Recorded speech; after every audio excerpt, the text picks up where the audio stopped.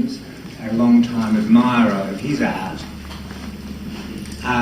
but also I'm probably one of the few people in this room that actually know intimately, or fairly intimately, their entire collection, and that's the main reason we're here. You know, most of us collect art. Most of us have got something on our walls. By the way, hi Dale, how are you? And I've seen her collection live. She's here, and that there's a possibility that all of this material might be drawn together. Gordon and Elaine have collected some 1,200 objects that I've seen and valued, and there's a lot more in boxes and and bundles that I haven't been able to get at. But you know, not only has Gordon been a prolific painter, or most of his adult life, but also he has known so many of the important Coo-ee and Murray artists, and artists from the outback as well, but amongst his friends, so many important urban artists that have stayed with him, that he's helped, that he's swapped paintings with, and this is how their rather unique collection has come into being. And every collection has a kind of focus, otherwise it's a disparate group of objects.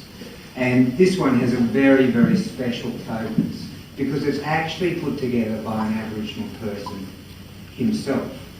And not just because he thought the paintings were of monetary value.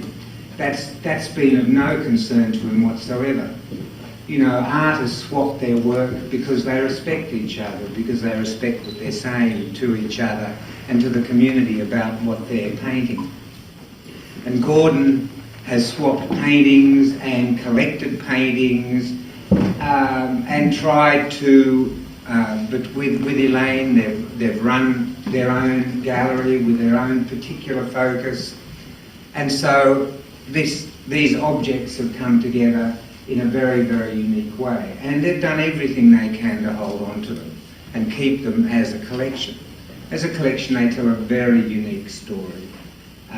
As I say, because they've been collected by an Aboriginal person and have, you know, so there's a different set of values around it. And if Aboriginal people are going to tell the history of Australia in their own way, not through the words of a white person or an anthropologist or a curator that happens to have had the opportunity to go to a university or art school and get a degree in museum studies or curatorship or whatever, then this is the perfect start in a way.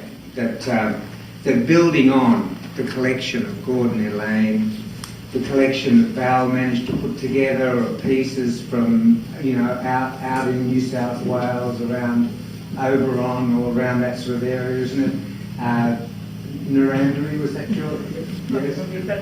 Yeah. Maybe up in the commentator country. Right. So, and then adding it to other collections, and then it starts to make some sense. And of course, that's what I feel about Aboriginal art in general.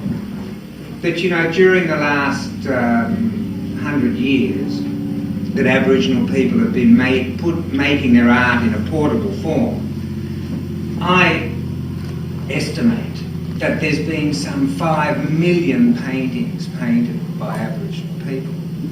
Lots of them were painted just for cash money and to feed a tourist market or whatever. But at least 100,000 of those 5 million paintings are Aboriginal Australia's unique and important legacy to us all Australians. And amongst those 100,000, there are tens of thousands of extremely important works of art. Many of them are now in institutions. They hang in the homes of people that are their current custodians. All of them await the opportunity, the time, when, and that will come over the next 100, 200, 300, 500 years, when scholarship can be applied and the real meaning of the story can be told. You know, I look at the paintings that have been produced during the last 30, 40 years, and I see them almost like a box of jigsaw puzzle pieces. You know, the jigsaw puzzle pieces have been dispersed on the winds of commercial transaction and end up on the walls of homes, in museums here and overseas. But the great job is bringing all the jigsaw puzzle pieces back together so that the real story can be seen and told. And that is the job of the generations to come. And I wish them well in that endeavour, because what they're going to find is an abundance of riches. And I believe the story that will be told will be as great as, probably greater than in the stained glass windows of Chartres Cathedral or in the great libraries of the world. This is Aboriginal Australia's great legacy, and the magnanimity of Aboriginal people is that they've been prepared to share it with us. And now it's time to really recognise the profound nature of that body of work and to interpret it in the way that it deserves to be interpreted. Thank you.